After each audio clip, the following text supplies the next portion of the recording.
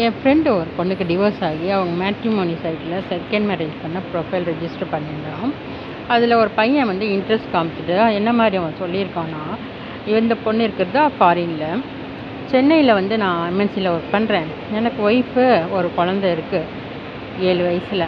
ஆனால் நான் ஃபேமிலியாக ஃபாரினில் ஒரு ஃபேமிலி செட்டப் பண்ணுறேன், ஏன்னா எனக்கு இந்த லைஃப் வந்து நான் எக்ஸ்பெக்ட் பண்ண மாதிரி போகலை அப்படின்னு சொல்லியிருக்கான். ஓப்பனாக பேசுகிறேன், நான் நீட்டாகவே ட்ரெஸ் பண்ண மாட்டாங்க, கிட்ட போனாலே எனக்கு வந்து ரொம்ப வேர்வை ஸ்மெல் அடிக்கும், அப்படிலாம் ஒரு ரீசனாக சொல்லியிருக்காரு.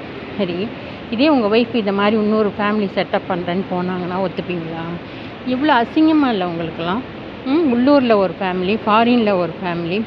ஃபாரினுக்கு அனுப்புகிற பொண்ணுங்க எல்லாம் கொஞ்சம் உஷாராக இருங்க. ஹஸ்பண்ட் ஃபாரினுக்கு போகிறாரு, அதில் வந்து நிறைய வந்து அவர்கிட்ட சேஞ்சஸ்லாம் தெரிஞ்சதுன்னா கொஞ்சம் நோட் பண்ணுங்கள். அப்பாவியாகவே இருக்காதீங்க.